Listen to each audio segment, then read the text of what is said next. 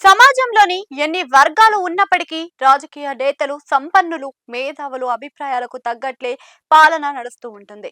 ప్రజలను సైతం వారు ప్రభావితం చేస్తూ ఉంటారు. నిజానికి ఈ వర్గానికి చెందిన వారు మొత్తం జనాభాలో 5% కంటే తక్కువే ఉంటారు. వారంతా కలిసి తమ మాటలతో, చేష్టలతో, నిర్ణయాలతో 95% ప్రజల్ని ప్రభావితం చేస్తూ ఉంటారు.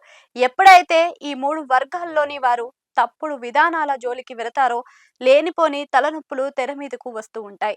ఏపీతో పోలిస్తే తెలంగాణలో మేధావి వర్గం చైతన్యవంతమైనది. అంతేకాదు తమ గడ్డ మీద బోలెడంత అభిమానం వారి సొంతం. అలాగే వ్యక్తిగత లబ్ధి ఆశించకుండా సమాజ ప్రయోజనాల కోసం తప్పిస్తూ ఉంటారు. అయితే ఇటీవల కాలంలో ఈ మేధావుల పేరుతో కొందరు సూడో మేధావులు తయారవుతున్నారు. సోషల్ మీడియాను వేదికగా చేసుకొని తమ లోపాలని, కడుపు మంటను, విద్వేషాన్ని పోస్టుల రూపంలో, వీడియోల రూపంలో పంచుకుంటూ ఉంటారు. అయితే ఇలాంటి వారిని నియంత్రించాల్సిన అసలు సిసలు మేధావులు మౌనంగా ఉండటం ఇప్పుడు ఆందోళనకు గురి చేస్తుంది. ఈ సూడో మేధావులు చాలా ప్రమాదకారులు. వీరికి ఉన్న తెలివిలు, అతి తెలివిలు దెబ్బలకు వీళ్ళంతా మనకెందుకులే అన్నట్లుగా అసలైన మేధావుల సైతం మౌనంగా ఉండే పరిస్థితి. ఎందుకంటే సుడో మేధావుల విద్వేషపు వాదనలకు సమాధానాలు చెబితే వారిని సైతం వదలకుండా నిందలు వేసేందుకు వెనకాడని తెంపరితనం వారి సొంతం. చిన్న అంశం, చిన్న అవకాశం వచ్చినా తమ మెదడులో ఉన్న విద్వేషాన్ని వెళ్ళకక్కేందుకు ఏమాత్రం మొహమాట పడని తీరు వారి సొంతం. యాదాద్రి ఆలయ బోర్డులో మెగాస్టార్ చిరంజీవి సతీమణి సురేఖకు చోటు కల్పించటాన్ని కొందరు ప్రాంతీయ కోణంలో మాట్లాడితే, మరికొందరు సినిమా వాళ్లకు ఇలాంటి ఆధ్యాత్మిక వ్యవహారంలో చోటు కల్పిస్తారా లాంటి పిచ్చి వాదనలను తెర మీదకు తెస్తున్నారు. అసలు మెగాస్టార్ కుటుంబం హైదరాబాద్ కు అంటే తెలంగాణకు వచ్చింది ఎప్పుడు? దాదాపు 40 ఏళ్లు దాటిపోతుంది కదా.